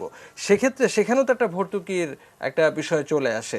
সেক্ষেত্রে এই সূক্ষ্মাতি সূক্ষ্ম ভারসাম্য রক্ষার কাজটি আসলে কিভাবে করা উচিত? ধরুন, আমি একটু একটু পেছনে যাই, যে 70-এর দশকের শেষে ফার্স্ট অয়েল শক এবং 80-র দশকের গোড়াতে সেকেন্ড অয়েল শক, এবং এর প্রভাবটা কি ছিল? এর প্রভাবটা ছিল মূল্যস্ফীতি, আপনার কৃষিতে শিল্পে উৎপাদনের স্থবিরতা, এবং তার ফলে প্রবৃদ্ধি হ্রাস, যার জন্য আমরা ইকোনমিক রিফর্মের দিকে গেলাম।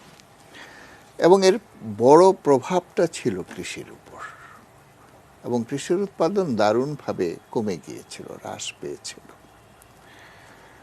এখন আপনারা মাল্টিপ্লায়ার এফেক্টের কথা বলছেন, বহুমুখী প্রভাব যেটাকে আমরা বলি। তা এখন তো কৃষি পণ্যের উপর যদি দাম বাড়ে, তার উৎপাদন খরচ বাড়বে। আবার কৃষক যে পণ্য ক্রয় করে, উপকরণ ক্রয় করে, আবার কৃষকের ভোগ্য পণ্য ক্রয় করে, যেটা শিল্প, কৃষিরও উৎপাদন খরচ বাড়বে, শিল্পেরও উৎপাদন খরচ বাড়বে। তো শিল্পের যে পণ্য, সেটার বড় কনজিউমার কারা? আমাদের গ্রামের মানুষ, কৃষক। তো তারা তো এই কেরোসিন আর আপনার ডিজেল, এটার কারণে তার এখন এখন খুব ক্ষতিগ্রস্ত। তার উপরে আবার শিল্প পণ্যর দাম বাড়বে, তখন সে শিল্প পণ্য করবে, কনজিউম করবে, সেখানে সে মূল্য বেশি দেবে। একদিকে তার উৎপাদন খরচ বাড়ছে কৃষি পণ্যের, অপরদিকে সে যেটা কনজিউম করছে সেটার দাম সে বেশি পাচ্ছে, বেশি বেশি নিচ্ছে, তাকে দিতে হচ্ছে। তো সব কিছু মিলে তার মূল অর্থনীতির উপরে একটা বড় প্রভাব পড়বে। তার যে এখন লিভিং কস্ট বেড়ে যাবে, এবং তার দৈনন্দিন তার যে জীবনযাত্রা, সেটার মানটা কমে যাবে। এখন আমরা তো চাচ্ছি যে প্রবৃদ্ধি এখন বাড়াবো আমরা। তো প্রবৃদ্ধি যদি আমরা বাড়াতে চাই, তাহলে আমরা এই যে এই জ্বালানি তেলের দাম বৃদ্ধি সংক্রান্ত যে মূল্যস্ফীতি, এটাকে আমরা এখনই ডেকে আনছি কেন? এটাকে এই মুহূর্তে ডেকে না আনলেও পারতাম, আমরা আরো কিছুদিন ওয়েট করতে পারতাম, যে কথাটা আমি শুরু থেকেই বলছি। এটা হলো এক। আর 2 নম্বর হলো যে যদি তাই করি, তাহলে একমাত্র এটার উত্তর হলো যে যেহেতু কৃষক বিভিন্নভাবে, মানে বহুমুখী প্রভাবের কারণে কৃষক ক্ষতিগ্রস্ত হচ্ছে, তো কৃষককে কিছুটা সেই ক্ষতি পুষিয়ে নেওয়ার জন্য তাকে সাবসিডি দেয়া, এটাই হলো পলিসি। এবং বিভিন্ন দেশে এই পলিসি গ্রহণ করা হয়ে থাকে। এখন একজন আলোচক বলছেন যে আমরা তেলের ব্যবহারটা কিভাবে কমাতে পারি। এটার জন্য আমাদের তেলের ব্যবহারটা কমিয়ে, যেমন সৌরশক্তির ব্যবহার এখন আস্তে আস্তে বাড়ছে, আমাদের সব ক্ষেত্রে বাড়ছে। আমি যখন বিদেশে পড়ালেখা করি তখন আমরা উইন্ড মিল দেখেছি, এবং উইন্ড মিলের সঙ্গে ইরিগেশন চলছে। কাজে এই যে এটা তো বহু বছর, 40 বছর আগে এই ধরনের পদ্ধতি ছিল। এখন তো সৌরশক্তি অনেক বেশি ব্যবহার হচ্ছে, বাংলাদেশেও ব্যবহার হচ্ছে। এখন আমরা সৌরশক্তির ব্যবহারটাকে আরও বেশি সম্প্রসারণ কিভাবে করতে পারি, এবং তেলের ব্যবহারটা আরও কিভাবে কমিয়ে আনতে পারি। আরেকটি কথা হচ্ছে যে আমরা যে এখন সব কিছুতে যন্ত্রের উপর নির্ভর করছি, যেখানেই যন্ত্র আছে এখানে তেলের ব্যবহার আছে। তো এইটা আমরা কিভাবে কমাতে পারি কৃষিক্ষেত্রে, এটার একটা বিষয়। আরেকটি জিনিস হচ্ছে, আমরা তো গবাদি পশু, আগে তো পশু শক্তি, এখন পশু শক্তিটা ছিল মানব শক্তি আর পশু শক্তি, এ দিয়ে কৃষির কাজ হতো। এখন মানব শক্তি এবং পশু শক্তি এইটা কমে গেছে, আর যন্ত্রশক্তি সেখানে এসে এটাকে পূরণ করছে। তো যন্ত্রশক্তি পূরণের ক্ষেত্রে এটা ঠিকই আছে, উৎপাদন আমরা বাড়াতে চাই, কৃষিকে আমরা আধুনিক করতে চাই। সারা বিশ্বে যন্ত্রের ব্যবহার বেড়েছে, বাংলাদেশেও বেড়েছে, বাংলাদেশেও বাড়বে, এটাই স্বাভাবিক। এখন আমরা যদি কিছু সাশ্রয় করতে চাই, যেমন যেই যন্ত্রপাতি আনি, এটাও তো আমাদের অনেক বেশিরভাগই আমরা আমদানি করে নিয়ে আসে, আর তেল পুরাটাই আমরা আমদানি নির্ভর। তো সেই ক্ষেত্রে আমরা এখন এই যে পশু শক্তির ব্যবহার একেবারেই চলে গেছে। একসময় আমরা বলতাম যে 95% গবাদি পশু দিয়ে আমরা চাষাবাদ করি, এখন দেখা যাচ্ছে 90% আমরা যন্ত্রের উপর নির্ভর করছি। গবাদি পশু 5%-র নিচে নেমে আসে, গবাদি পশু এবং মানব শক্তি। তো এইটাকে কিভাবে কিছুদিন ধরে রাখা যায় বা রিভাইভ করা যায়, এবং হাল চাষের জন্য পশু, আমাদের কোনো এখনো সিলেটের অঞ্চলে এক পশুর হাল চাষ আছে, আপনার মহিষ দিয়ে হাল চাষ হয়, এবং বাংলাদেশের অনেক জায়গায় এগুলো আছে। কিন্তু সেটা আবার উৎপাদনে প্রভাব পড়বে কি না, উৎপাদনের প্রভাব, এত বছর তো উৎপাদন চলছে, উৎপাদনের প্রভাব পড়ে না। উৎপাদনের প্রভাব হলো কখন এটা পড়ে, যখন নাকি ভরা মৌসুম, তখন শ্রমিক পাওয়া যায় না, এবং তখন তো ঠিক আছে যে হারভেস্ট করার জন্য যে যন্ত্র ব্যবহার করা হয়, হারভেস্টার, কম্বাইন হারভেস্টারও করা হচ্ছে, রিপার করা হচ্ছে, এগুলো ঠিকই আছে। যখন শ্রমিকের খুব ক্রাইসিস থাকে তখন ঠিক আছে, কিন্তু অনেক সময় হালের মৌসুমে শ্রমিকের এত ক্রাইসিস থাকে না। এবং আপনি যদি সেখানে গবাদি পশু আপনি যদি সার এগুলো যদি ব্যবহার করেন, তাহলে আমরা কিন্তু এখানে পশু শক্তিটাকে অনেকদিন আমরা ধরে রাখতে পারি। এবং এই ক্ষেত্রে এখন দেখেন যে পশু শক্তির মানে প্রতিপালন এটা অনেক কমে গেছে। আগে ঘরে ঘরে পশু শক্তি প্রতিপালন করা হতো গ্রামে, এটার কারণ কি, হাল চাষ করা হতো পশু শক্তি দিয়ে। তো এখন আমরা যন্ত্রায়নকে এত বেশি উৎসাহিত করেছি যে পশু শক্তি, যেখানে যারা গবাদি, ওখানেও স্পেশালাইজেশন শুরু হয়ে গেছে। আপনি হয়তো গ্রামের 2-4টা ডেইরি ফার্ম আপনি দেখবেন যে 10-15টা গরু নিয়ে বা 5টা গরু নিয়ে ডেইরি ফার্ম হচ্ছে, এবং এখানে সরকার সহযোগিতা করছে, এবং 5% সুদে ঋণ দেয়া হচ্ছে। ঠিক তেমনিভাবে পোলট্রি ফার্ম ইত্যাদি সবই আছে। কিন্তু আমি যদি সার প্রতিপালন করি, যে সারটা আমার পরিবহনের ক্ষেত্রে ব্যবহৃত হবে, পরিবহনের সার ব্যবহার এটা তো অনেকটা উঠেই গেছে। তো এটা এই ক্ষেত্রে আমরা সাপোর্ট দিতে পারি কিনা, এটা একটা বিবেচনার বিষয় রয়েছে। একটা বিষয়টা আপনার কাছে ছোট করে বুঝবো, সেটা হচ্ছে যে আমরা যে ভর্তুকির সম্ভাবনা নিয়ে যে আলাপটি করছি, আসলে এই পরিবর্তিত জ্বালানি তেলের কারণে একটা তো বড় প্রভাব পড়তে যাচ্ছে। তো ভর্তুকির উদ্দেশ্যটা আসলে কি হওয়া উচিত? নিশ্চয়ই সরকার ভাববে সেটিকে আসলে কৃষি উৎপাদনের খরচটি কম রাখা এটি উদ্দেশ্য, নাকি কৃষকের লোকসান কিছুটা কমিয়ে আনা, উদ্দেশ্যটা আসলে কি হওয়া? আসলে শুনেন, আমি এই কথাটা প্রথমেই আপনাকে বলেছি যে একদিকে আমি প্রণোদনা দিচ্ছি, এখন এই করোনা কালের যে ক্ষতি এটাকে পুষিয়ে নেওয়ার জন্য কিংবা কৃষির উৎপাদনটা বাড়ানোর জন্য আমরা একদিকে প্রণোদনা দিচ্ছি, আবার অপরদিকে আমরা তেলের মূল্য বাড়িয়ে দিচ্ছি। এবং এটা প্রণোদনার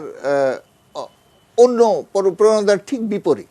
একদিকে প্রণোদনা দিচ্ছি, আবার বিপরীত কাজটাও করছি। তো এইটা আমাদের প্রবৃদ্ধির জন্য ঠিক না। আরেকটি জিনিস হলো যে যখন আমি যখন তেলের দাম বাড়িয়ে দিলে কৃষক ক্ষতিগ্রস্ত হচ্ছে, মানে তার উৎপাদনে উৎসাহ হারাচ্ছে, কারণ তার তো খরচ বেশি পড়ছে, উপকরণ খরচ বাড়ছে, তার তেলের মূল্য বাড়াতে তার সেচের খরচ বাড়ছে, ফলে উৎপাদনের লক্ষ্যমাত্রায় গিয়ে একটা বড় প্রভাব পড়তে যাচ্ছে। প্রভাব পড়তে, এবং উৎপাদনটা ঘাটতি হতে পারে, কম হতে পারে উৎপাদন, এবং কৃষক হয়তো তার কিয়দংশ জমি হয়তো ফেলে রাখবে যে উৎপাদন খরচ বেড়ে গেছে, আমি পুরাটা চাষই করব না এবার, এবং এই ধরনের হয়, অনেক সময় হয়, এই প্রভাবটা অনেক সময় পড়ে।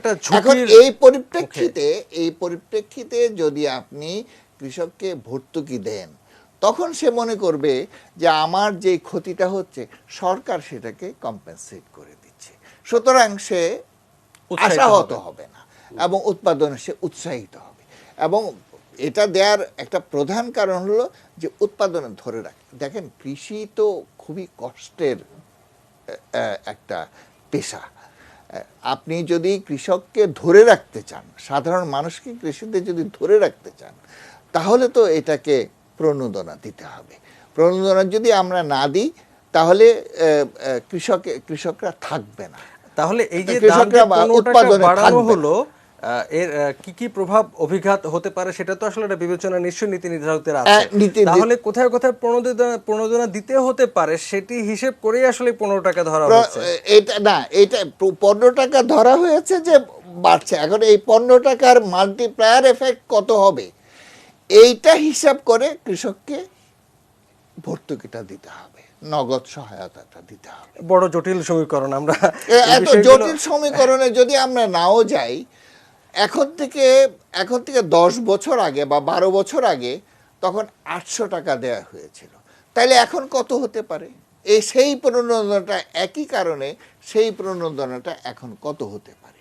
এইটা যদি এই গভর্নমেন্টই তখন ক্ষমতায় ছিলেন, এবং এই গভর্নমেন্ট তো কৃষক বান্ধব সরকার, কাজেই তখন যে হারে প্রণোদনা দিয়েছেন, আজকে সেই হারটা যদি ঠিক না হয়, তাহলে প্রণোদনার টাকাটা কি 1500 টাকা হবে, আচ্ছা, না এটা তো 2000 হয়, ঠিক টাকা আছে, হবে? আমরা এটা কৃষকের গভর্নমেন্ট স্বার্থ নির্ধারণ করবে। চিন্তা করছে যে কৃষক যেন উৎসাহ হারিয়ে না ফেলে, কিন্তু সাধারণ ভোক্তা তাকে তো আসলে বর্ধিত দামেই আসলে পণ্য কিনতে হবে না। এখন কৃষক যদি প্রণোদনা পায়, তাহলে তার উৎপাদন খরচটা কমবে। কৃষক ভর্তুকি দেওয়াটার প্রধান আরেকটা উদ্দেশ্য হলো যে কৃষকের উৎপাদন খরচটাকে দমিয়ে রাখা। তাহলে জ্বালানি তেলের দাম বাড়ানোর দরকারটা ছিল কি? না, এখন জ্বালানি তেল, এটা শুধু কৃষক তো এর জন্য হচ্ছে না, কৃষকরা তো শুধু সবাই এফেক্টেড হচ্ছে। এখন ধনী মানুষ যারা ভালো ভালো বড় বড় গাড়ি চালায়, এনাদের জন্য তো অসুবিধাটা হবে না। অসুবিধাটা হচ্ছে যে সাধারণ গণপরিবহনে যারা চড়ি আমরা, তাদের জন্য সমস্যা হচ্ছে। 5 টাকার জায়গায় 10 টাকা হয়ে যাবে ভাড়াটা, 5 টাকা, তাদের অসুবিধাটা হবে। এবং এর মধ্যে সবচেয়ে বেশি ক্ষতিগ্রস্ত যেটা আমাদের উৎপাদনের উপর প্রভাব পড়বে, আমাদের খাদ্য নিরাপত্তার উপর প্রভাব পড়বে, সেটা হলো কৃষি। কাজেই ওই সব দিক ছেড়ে দিয়ে হলো কৃষিকে এখন আমাদেরকে প্রণোদনা বলি বা ভর্তুকি বলি বা নগদ সহায়তা বলি, এটা দিয়ে কৃষকদেরকে উৎপাদনে ধরে রাখতে হবে। এইটাই হলো আমার প্রস্তাব। জি, অনেক ধন্যবাদ, আপনি আসলে দারুণ বললেন। আমরা একদম শেষ প্রান্তে চলে এসেছি, আর শেষ প্রান্তের আলোচনা শুরু করার আগে আবার একটা ছোট্ট বিরতি নিচ্ছি।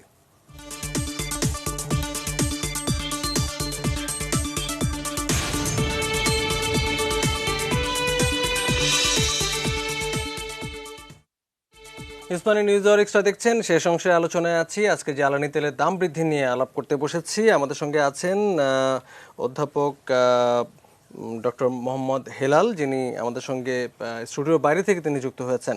আমরা মোটামুটি অনেকগুলো বিষয়ে আলোচনায় এনেছি এবং আমাদের সময় বড় অল্প, কিন্তু অনেক কিছু আমাদের জানবার ইচ্ছে। তো একটা ব্যাপার আসলে আমরা যদি একটু বুঝতে চেষ্টা করি, যে আমরা জানি যে বর্তমান যে প্রবৃদ্ধি সরকারের জন্য একটি বড় চ্যালেঞ্জ, সেই চ্যালেঞ্জটি যদি প্রবৃদ্ধি ধরে রাখতে হয়, অর্থনীতিকে যদি সচল রাখতে হয়, তাহলে তাদের আসলে অনেক কিছু করতে হবে। কিন্তু আবার জ্বালানি তেল এর দাম বাড়িয়ে দিয়ে সেই অর্থনীতির কয়েকটি সিগনিফিকেন্ট বিষয়কে একটু ঝুঁকির মুখে ফেলা, চ্যালেঞ্জের মুখে ফেলা, ফলে পুরো ব্যাপারটি আসলে কি এই মুহূর্তে এসে আত্মঘাতী হয়ে যাচ্ছে কিনা সেটাও কিন্তু আমরা আসলে আলোচনা করছিলাম। অর্থনীতি ক্ষতিগ্রস্ত যেন না হয়, প্রবৃদ্ধি যেন ধরে রাখা যায়, সবচেয়ে বড় কথা যে জনগণকে স্বস্তিতে রাখা, এটাই আসলে সবচেয়ে বড়। আমরা তো আসলে এই কথাটি সবচেয়ে বেশি বিবেচনা নিতে চাইবো। কি করণীয় হতে পারে, যদিও দাম বেড়েই গেছে? আপনি যে কথাটা বলছেন যে আত্মঘাতী তো না, অন্য জিনিস, আত্মঘাতী হয় না। এখন যেটা করতে হবে করতে হবে, কিন্তু সেটা কতটা আপনার টাইমিং এর দিক থেকে ঠিক, বা আপনার যে অ্যাক্সিডেন্টে করছে সেগুলো অ্যাডজাস্ট সমন্বয় করা। আর আপনি ধরেন হয়তো কোনো একটা জায়গায় যে চাপ হয়, আবার অন্য কোনো কিছু জায়গায় আপনি দেখবেন যে, যেমন আমি এভাবে বলি, জ্বালানি তেলের দাম বৈশ্বিকভাবে বেড়ে গিয়েছে, তাই না? যখন অনেক কম ছিল তখন কিন্তু একটা চাপ ছিল, মিডল ইস্টের দিকে আমরা যে আপনার টার্গেট করেছি আমাদের লোকজন পাঠাবো, সেখানে কিন্তু তেলের দাম অনেক কম হওয়াতে কিন্তু একটা বিরাট চাপ ছিল। এখন ওখানে যখন তেলের দামটা আস্তে আস্তে বাড়ছে, তখন কিন্তু এদিকে ম্যান পাওয়ার এক্সপোর্টের যে চাপটা ছিল, সেখানে একটু লুজ হচ্ছে চাপটা, তাই না? তো এখন এইগুলো আপনার মানে সবকিছু মিলিয়ে কোন জায়গায় যাবে, মানে আত্মঘাতী তো অন্য বিষয়, সে জায়গায় যাওয়ার কথা না, চাপ থাকবে। আর আরেকটা বিষয় যেটা আপনার আমাদের অ্যানালাইসিসে যেটা সবসময় আমি একটা কথা শুনি, যে ভর্তুকি, কৃষককে ভর্তুকি দেওয়া। বাংলাদেশে কৃষককে কখনো ভর্তুকি দেওয়া হয় না। যে ভর্তুকি দেওয়া হয় আমরা মনে করি কৃষক পায়, বেশিরভাগ ক্ষেত্রে ভর্তুকি কৃষক পায় না, ভোক্তা পায়। কারণ যখন আমরা ভর্তুকি দেই তখন উপকরণের যদি আপনার খরচ কমে যায়, উৎপাদন বেড়ে যায়, বেড়ে গিয়ে দাম কমে যায়। দাম কমে গেলে সেই বেনিফিটটা আপনার কৃষক পায় না, পায় হলো ভোক্তা। আপনি দেখেন, যদি এক টন ধানের উৎপাদন খরচ আমি বলি, ধরলাম যে ধানে কিন্তু অনেক ভর্তুকি দেওয়া হয়, যদি ভর্তুকি উইথড্র করা হয় তাহলে হয়তো ধরেন 1200 টাকা উৎপাদন খরচ হবে, কথা কথা। সেটা যদি আপনার ভর্তুকি দেওয়ার কারণে যদি আপনার 800 টাকা উৎপাদন খরচ হয়, কৃষক কি পায়? কৃষক পায় ওই 800 টাকা উৎপাদন খরচের উপরে প্রাইসটা কত। প্রাইস যদি 900 টাকা হয় তাহলে 100 টাকা তার মার্জিন। কিন্তু আমরা প্রায় সময় দেখি যে ফসল যখন উঠে, ধানের ক্ষেত্রে আমরা দেখি যে ধানের যে উৎপাদন খরচ তার থেকে আপনার দেখেছি কাছাকাছি অংশ কম থাকে আপনার দাম বাজারে, অংশ অল্প একটু বেশি থাকে। কিন্তু তাকে যদি ভর্তুকি না দিয়ে যদি আমি বলতাম যে তোমার 1400 টাকা এক টন ধানের খরচ, আর যদি বাজারে দাম থাকতো আপনার 1700 টাকা, সেখানে তার বেশি গেইন হতো। তাহলে ভর্তুকি দিলে কৃষক পাবে, এটা মনে করার কোন কারণ না, 1 নম্বর। 2 নম্বর হলো, ভর্তুকির একটা উদ্দেশ্য আমাদের গভর্নমেন্টের থাকে, যে একটা করে ভর্তুকি থাকলে হয় যে ক্যাশ যে কনস্ট্যান্টটা, যে আপনার ওই কিনে কিনে করতে হবে, কৃষকের এই চাপটা কম থাকবে। কিন্তু এট দ্য এন্ড যেটা হবে, আপনার ভোক্তা কম দামে কিনবে, এবং কম দামে ভোক্তা কিন্তু পাচ্ছে। বাংলাদেশের কৃষি কিন্তু লাভজনক না ইন জেনারেল। আমরা গত 20 বছরের যে 20-25 বছরের যে ডেটা আছে, সেখানে দেখা যাচ্ছে যে আপনার কৃষি কম লাভজনক। এবং অধ্যাপক জাহাঙ্গীর যেটা বললেন, যে অনেক ক্ষেত্রে কিন্তু আমরা দেখি যে কিছু কিছু জমি আছে, কৃষকরা দেখি চাষ করছে না। মাননীয় প্রধানমন্ত্রী যে বলছেন যে খাদ্য নিরাপত্তা এবং খাদ্য দিয়ে চিন্তা করি, 1 ইঞ্চি জমিও আমরা ফেলে রাখতে পারবো না। কিন্তু যদি এনাফ প্রণোদনা না থাকে কৃষকের জন্য, তাহলে কিন্তু সেটা একটা বিরাট প্রবলেম। এবং সেই প্রবলেম কিন্তু আমরা আছি, এবং সেখানে কিন্তু শুধুমাত্র এই যে আপনার হঠাৎ করে বেড়েছে সেটা একটা প্রবলেম, উৎপাদন খরচ বেড়েছে। একটা বিশাল প্রবলেম কিন্তু আপনার হচ্ছে আমাদের দাম স্টেবল না, প্রাইস স্টেবিলিটি যেটা। ফলে যখন আমরা দেখি যে 1 বছর আমরা 42 টাকা কেজিতে আপনার আলু কিনে খাচ্ছি, আরেক বছর আপনার কোলেস্ট্রল থেকে আপনার আলু তুলছেই না, আলটিমেটলি কিন্তু দেখবেন যে এইগুলোর সবগুলোর ইম্প্যাক্ট কিন্তু ভোক্তার উপরে যাচ্ছে, সেটা গুরুত্বের উপর পড়ছে। এখন এখন যেটা হচ্ছে সবকিছুর দাম যদি বেড়ে যায়, মূল্যস্ফীতির কারণে তো আসলে একটা বড় অংশের মানুষের ক্রয় ক্ষমতাও তো আসলে কমে যায়, তো তার প্রভাবও তো আসলে অর্থনীতিতে খুব বাজেভাবেই পড়ার কথা। আপনাকে এটা মনে রাখতে হবে যে আমি যদি 71 থেকে আজকে যদি আমি ইনফ্লেশন দিয়ে চিন্তা করি, তাহলে 71-এ গড়ে যে দাম ছিল তার থেকে 30, 35, 40 গুণ বেশি দাম এখন, সবকিছু গড়ে দাম। এখন যদি আপনি যদি আমার যদি লাইফ স্ট্যান্ডার্ডে যান, লিভিং স্ট্যান্ডার্ডে যান, তাহলে আপনি দেখেন তো আপনার ওই 70-এর যে লিভিং স্ট্যান্ডার্ড পার ক্যাপিটা, মানে মানুষের যে আপনার রিয়েল ইনকাম বা আপনার ক্রয় ক্ষমতা যেটা ছিল, এবং মানুষের যে লিভিং স্ট্যান্ডার্ড ছিল, তার থেকে আজকে 40 গুণ বেশি যদি আপনার দাম হয় সবকিছু গড়ে, তারপরে আপনি দেখেন তো আমাদের লিভিং স্ট্যান্ডার্ড কি আগের থেকে খারাপ না ভালো? অবশ্যই ভালো। এখন প্রশ্ন হলো, ভালোটা কি সবার হয়েছে কিনা? হ্যাঁ, যেই আপনার ইয়ার আপলিফমেন্টটা হচ্ছে সেটা সবার না হলে, তাহলে এই আপনার মার্জিনালাইজ যারা কিনা আপনার নিচে আছে, তারা যে উঠতে পারছে না। আমাদের পভার্টি এলিভেশন যেটা আমরা বলি, দারিদ্র বিমোচন, সেটা যে আপনার একসময় 75% ছিল আপনার এই আর্লি 80s-এ, গরিব ছিল, সেখান থেকে আমরা 20-25% নামিয়ে নিয়ে আসছি। এখন আবার একটু ধাক্কা আসছে করোনার কারণে। ওই যে তারপরে যে আমরা বলছি যে একটা পর্যায়ে গিয়ে আমরা খুব চাপে পড়ছে, আর নামাইতে পারছি না, বা তাদেরকে কিভাবে বাইরে নিয়ে আসা যায়, প্রশ্নটা সেই জায়গায়। ইন জেনারেল যে প্রাইস বাড়ছে, তার সাথে যদি আপনার ইনকামের সমন্বয় হয়, ইনকামের বাংলাদেশের সমন্বয় হচ্ছে, কিন্তু একটা গ্রুপের হচ্ছে না, যেটা আমরা যাদের নিয়ে আমরা এই যে সেফটি নেট প্রোগ্রাম মানে একটা বড় অংশেরই হচ্ছে না এবং সেখানেই যত উদ্বেগ। অবশ্যই। তো সেটা একটা, আর আরেকটা বিষয় যেটা আমি যেমন আচ্ছা, আমরা আসলে অনেক কিছু আপনার কাছে শুনবার ছিল, কিন্তু আমাদের সময় একেবারেই শেষ। আমরা ভেবেছিলাম যেটা সময় পেলে আমাদের অন্য অতিথিদের কাছেও একটু শুনবো একটু একটু করে, কিন্তু আর পারছি না। আজকে আমরা সময় যেহেতু শেষ, আমরা আলোচনাটা এখানেই শেষ করে দিচ্ছি আপাতত আজকের মতো। তবে এই আলোচনা হয়তো সামনে হয়তো আরো চলতে পারে, কারণ এর প্রভাব যেহেতু আসলে বহুমুখী, ফলে আমাদের আলোচনাটার প্রেক্ষাপট হয়তো আরো দীর্ঘায়িত হতে পারে। আজকে আলোচনায় যারা অংশ নিলেন, যে 4 জন অতিথি, সবাইকে অনেক ধন্যবাদ জানাই আমাদের সঙ্গে যুক্ত হবার জন্য। আর দর্শকদেরও ধন্যবাদ জানাতে চাই যারা তখন আমাদের সঙ্গে ছিলেন টেলিভিশন সেটের সামনে কিংবা অনলাইনে। তাদের সবাইকে ধন্যবাদ জানিয়ে শেষ করে দিচ্ছি আজকের আলোচনা। শুভরাত্রি।